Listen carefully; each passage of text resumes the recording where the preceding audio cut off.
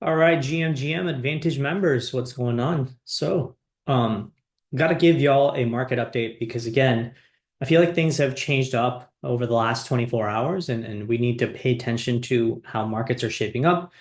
The one thing obviously I think most people knew is this whole tariff fiasco probably wasn't going to end well. And it was going to be very short-lived, right? In my last video, if you guys remember, something that I spoke about for BTC, and even sort of officially mentioned to you guys that I'll be longing. I told you all about my long right here, right? I was longing here when we were starting to breach this descending trend line, and I felt pretty comfortable about that long because I think near term, like there's a lot of stuff that got priced in here at the lows in terms of excess fear. And especially for Bitcoin, it's one of those unique assets where like it's so unpredictable. One day it's down like 3% while the S&P 500 is up, 2% or whatever. Sometimes, I remember over here, it was not really moving over the span of a weekend, and people thought and this was when the S&P 500 was nuking, right? So BTC on this Friday, okay, so if we move this, so on this Friday, April 4th, right, BTC was actually slightly up on the day, okay? So on April 4th, let's go back to where we were, right? On April 4th, BTC or S&P 500 was doing this, right? So the SPX was actually down 6%, while Bitcoin was actually, just chilling right here, right? One of the things that I had mentioned to people, during these days, was that I do not believe that this is a decoupling that's happening. It's more so of the lagged effect that was going on. And I was ultimately proven right because, again, the S&P 500, right, was here. It made another low, but it closed up higher on the day, while Bitcoin actually had 2 to 3 consecutive days of lower lows on the price, right? And that was over the weekend and then the following Monday. So now, again, sort of bringing it closer to where we are today, um, you would think that, oh, people should be getting excited because Bitcoin is outperforming, right, the S&P 500, okay? Not only from a structural perspective, but like just a percentage, movement perspective, right? So what I find interesting is, when you start to understand the extremes of sentiment and the extremes of price, you realize like some of these things, especially in the Bitcoin world, are more so a lagged effect. It's not about the asset itself changing its attributes and its characteristics of how it performs as a risk asset. It's more so like, it's like a chameleon, on a daily or a weekly basis. Sometimes it will act like the NASDAQ or S&P 500, and sometimes it'll act like gold. Sometimes it acts like a stable coin where it just moves sideways, or a commodity where it has these like very violent moves up or down because of extreme news and sentiment in the market. Okay. So where we are today is a particularly important point because again, I entered this long and I closed out somewhere around like 88, close to like 89 actually. I had held on actually a little bit, but because it was an unofficial trade, more so like my spot position that I had bought. I didn't really want to like continue to keep updating that. It was more so my general view of how I wanted to show you guys that, hey, I do think that we've priced in a lot of negativity down here. And I think we're going to mean revert higher than most people could imagine, right? And guess what we did, right? We went all the way to almost $94,500. Okay. So, is this the time to get excited about, this flippening and this, this idea where we're going to start a new bull trend or whatever? I don't really think so, right? Because here's the facts. The fact is that BTC is simply, coming back into a very key level that it had previously broke down from, which is pretty much this area right here. Additionally, on a horizontal level basis, right, BTC is actually sitting right at the yearly open, which was opened right here. Okay. So what does that tell you, right? It tells you that the major move for like the past, 2 weeks that had been building up and brewing is done. Okay. Sort of, at least that's what I think, right? I personally think a very high probability, almost 80% probability that the move is done. Now, do we consolidate around here and do we just start, ripping higher? It's possible, but I just still think that there is so much uncertainty in the market. I don't think that, this whole reversing on tariff stuff is just going to spontaneously bring back animal spirits and fix the sentiment that was broken and fix the structure that was broken and fix the damage of how capital markets feel, right? I'm just not like in that mindset yet. However, I'm also not in the mindset where I want to continuously short, right? Though I will say shorting here is a much, much better decision than shorting, this consolidation. This is why I went long here instead of short, because I knew like we would get some sort of squeeze. Now that we've gotten the squeeze, well, you know, I bet you almost everybody's coming out of the woodwork and saying, well, maybe, we're going to push higher. Maybe the bull run is on. Maybe Bitcoin is a uncorrelated asset, right? And I just think that, again, speaking about sentiment extremes and price extremes, I think we are at the top end of a price extreme and, near term, at the top of a sentiment extreme. Okay.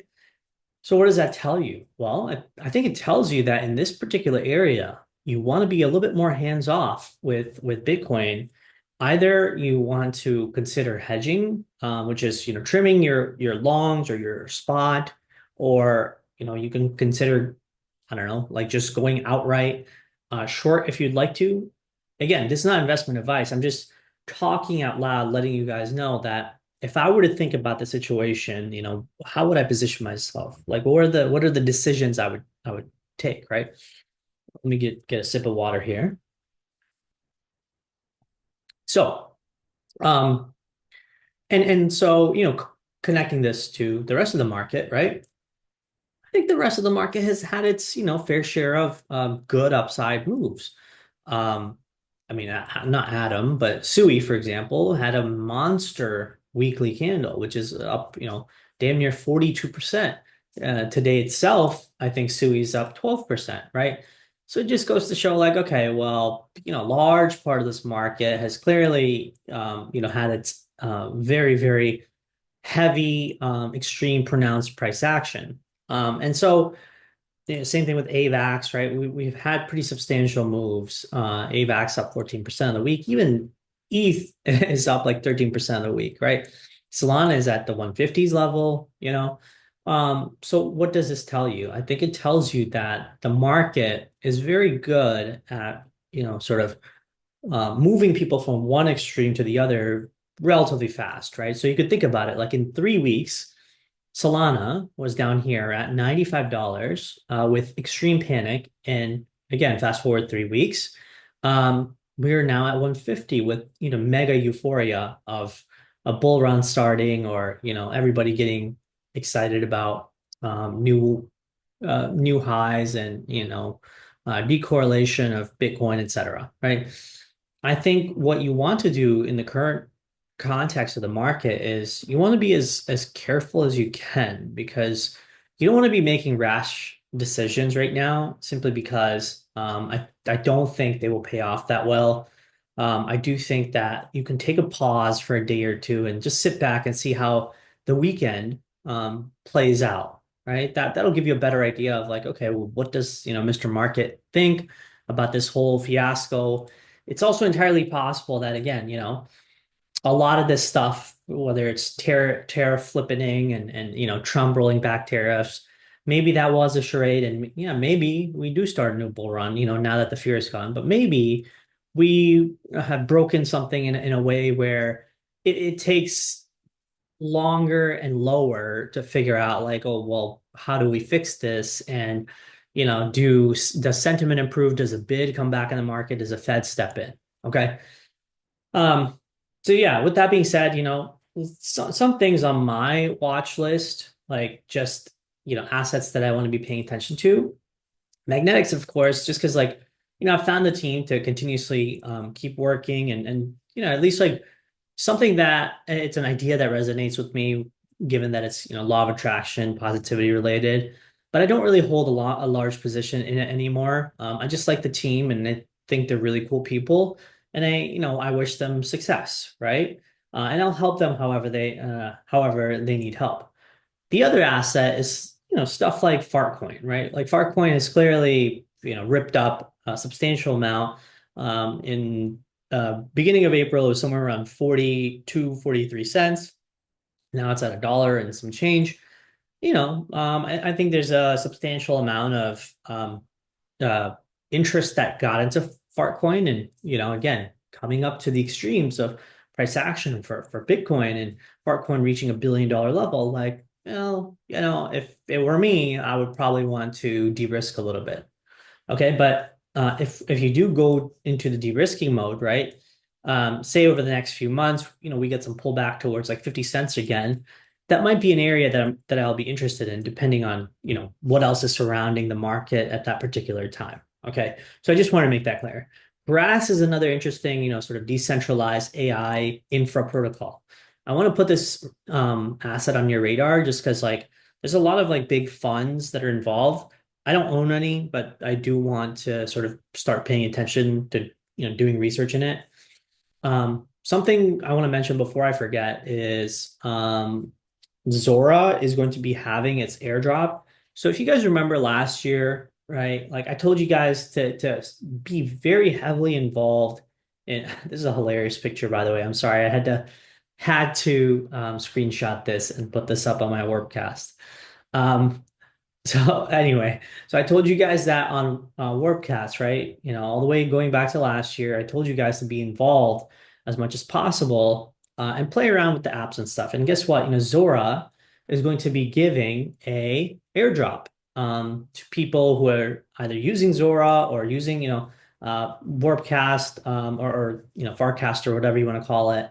And that's going to be a good thing because, again, a little bit of money in your pocket maybe that goes around in the base ecosystem. Maybe base coins get bid up.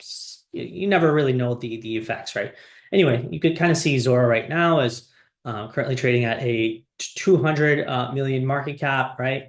Does it go higher from here? I don't know. Like we'll see, right? But point is, be cautious of the market. Let's keep an eye out. I don't think the market is just spontaneously begun its next bull run. And then one more product I want to talk to you guys about. So this is something that I trade on, quite often, which is Merkel. It's a Aptos based product. So if you see this, this is the Petra wallet. And I use the Petra wallet to use with Merkel, and it's very, very smooth. Like, okay, check this out, right? You get up to about 150 leverage. Okay, so let's just put on, whatever trade, right? Like say we're about to just go long in 10x. Okay.